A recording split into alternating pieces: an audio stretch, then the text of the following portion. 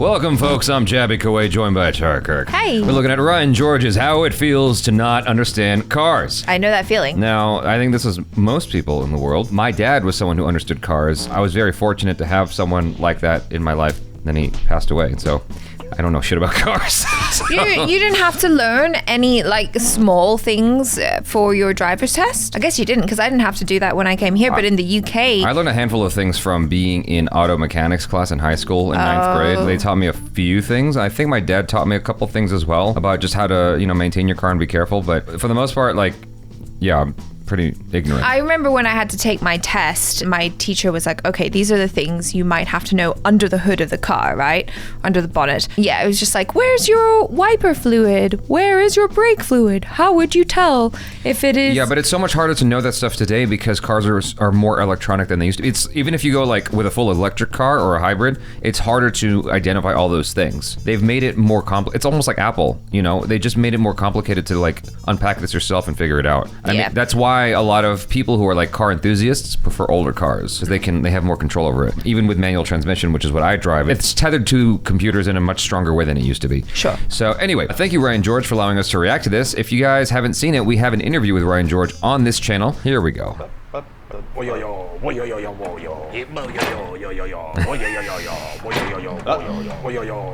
Hi, yeah, my car's making like a weird noise. What's the noise? It's kind of like oh yo yo.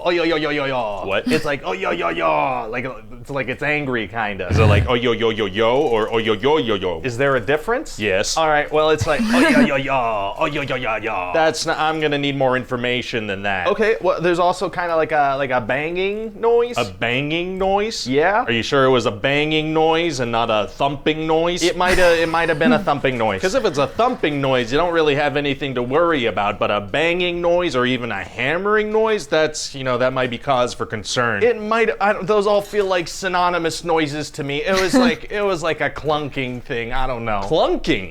You didn't mention clunking. I didn't know there was a difference. So this clunking noise, how clunky was it? Pretty clunky, I guess. This is so real, and the worst part is when you're at the mechanic and they're like, okay, let me take it for a drive for you, and then it doesn't do any of the symptoms that it does when you're in the car. It's like, well, it's not doing it now for some odd reason, but believe me, I'm not crazy. This happens when you're not in the car. Yeah. I don't know. Say on a scale of 1 to 10. Well, I don't know what a 10 on the clunky scale is. Well, 10 would be the clunkiest. I know. All right.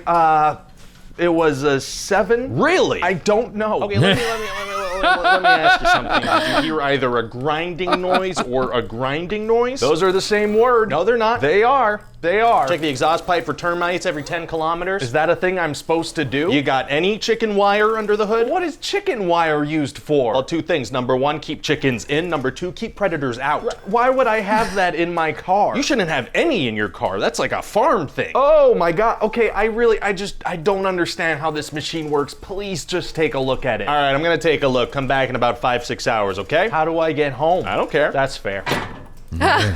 Is it fixed? It's fixed, yeah. Okay. Thank you. That'll be $3,800. Wait, what had to be fixed? Do you want me to explain it to you? Okay, you know what? No, I don't want that. Please don't explain it to me. Yeah, I didn't think so. That's just the way though, and I feel like it's even worse as a woman when you go in. I actually get really intimidated going to the mechanic because I just always assume that they're gonna take me for a ride and not in the fun way. I just think they're gonna take one look at me and go, this chick doesn't know shit about cars. All right, let's fleece her and just get me to buy things that I don't need for my car or pay for things that I don't need. Even when I go to the dealership, you're supposed to be able to trust them, but you can't. Yeah. And I don't trust them. I'm just like, no, I came in for an oil change. What is this other additional stuff you're trying to sell me for another $500? I don't need that. Go away. Well, it's their job to upsell because they're catching you on something small and easy to take care of, but then they go, oh, do you want to have your air filter replaced? I'm like, I don't even know what the fucking air filter does. I'm like, I didn't know that was a thing for the longest time, and they wanted to charge me like $40 or $50. And I remember talking to someone else about it. They're like, you can get that off of Amazon for like $10 and replace it yourself. I'm like, what? Where's that? And they're like, behind the glove box. Yeah. And so I think I changed yours once. Like if you just pinch the the sides of the glove box, it'll fall down and you have access to the air filter. And you just pull it out and replace it. So when your air conditioner starts to smell funny, that's your air filter needs to be changed. You just swap it out for $10. Buy it off Amazon. It's the craziest thing. Yeah, like simple things like, oh, I need to change the headlights or the rear lights or something like that. That's actually not that hard. Right. I've done it before, but for the life of me, I can't remember how I did it now. Right. So, like, I'm screwed. But you could probably find a video on YouTube. Yeah. Just enter your car make and model, and someone will tell you, and then you can fix it. Yeah, car people don't like dealing with me because I go in extra skeptical about everything. I'm like, why do I need this? Why? Break it down for me like I'm so stupid. Like, break it down for me hard because I don't think I need any of that. And they're like, they try to sell you an extra warranty, extra this, extra that. I'm like, yeah, I'll come back.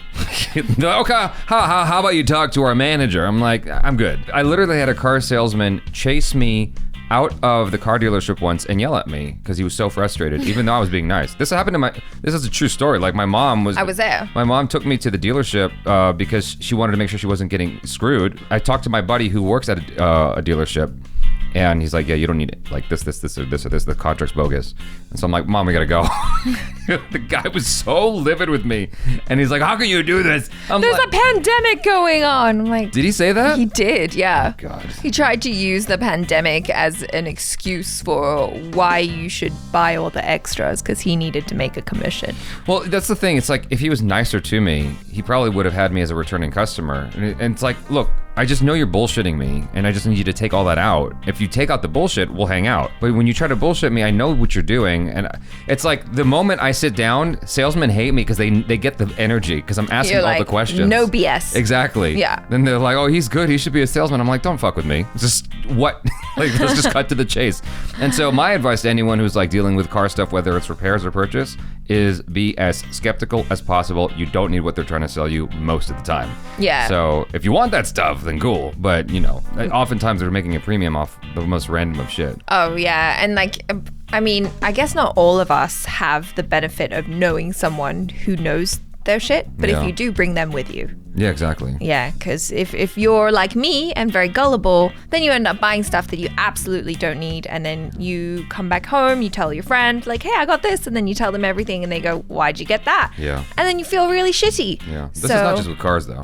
This is with a lot of stuff in life. But this is why I lease cars because, you know, down the road, if I don't have access to someone who can help me out with a good deal in understanding the nuances of the car, I'm screwed.